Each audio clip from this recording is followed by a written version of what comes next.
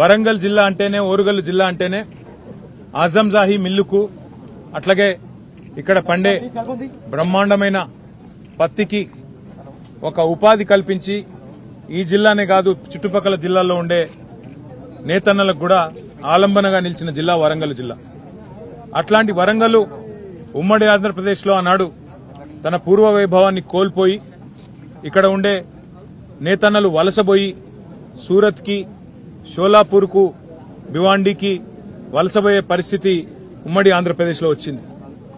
ఆ పరిస్థితి మారడమే కాదు, మొత్తం వరంగల్ కూడా ఒక సూరత్ లాగా, తమిళనాడులోని ఒక తిరుపూర్ లాగా టెక్స్టైల్ హబ్ కావాలి, తిరిగి పూర్వ వైభవం వరంగల్కు రావాలనే ఉద్దేశంతో ఫార్మ్ టు ఫ్యాషన్ అంటే farm to fabric, farm to fashion అంటే ఇక్కడ నల్లరేగడి నీళ్లలో పండే తెల్ల బంగారం పత్తిని లాభసాటిగా మారిస్తే రైతన్నకు లాభమైతుంది, ఫామ్ లో పనిచేసే రైతుకు లాభమైతుంది.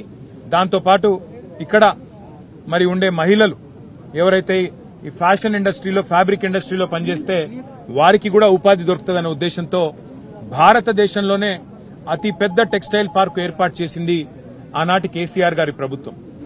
సరిగ్గా 8 ఏళ్ల కిందట 2017 అక్టోబర్ 22 నాడు పెద్దలు కేసీఆర్ గారు ఇదే ప్రాంగణంలో ఆనాడు కాకతీయ మెగా టెక్స్టైల్ పార్కుకు శంకుస్థాపన చేయడం జరిగింది. సరే, మధ్యలో కరోనా రావడం వల్ల 2 ఏళ్లు కొంత ఇబ్బంది అయినా చివరికి ఈరోజు ఇక్కడికి వచ్చి చూస్తే కైటెక్స్ లాంటి పరిశ్రమ, యంగ్ వన్ లాంటి పరిశ్రమ, గణేష లాంటి పరిశ్రమ ఇవాళ దాదాపుగా 25-30 వేల మందికి ఈ కాకతీయ మెగా టెక్స్టైల్ పార్కు నుంచి ప్రత్యక్ష ఉపాధి అవకాశాలు కల్పించే స్థాయికి చేరుకోబోతా ఉండడం నిజంగా కూడా చాలా సంతోషదాయకం.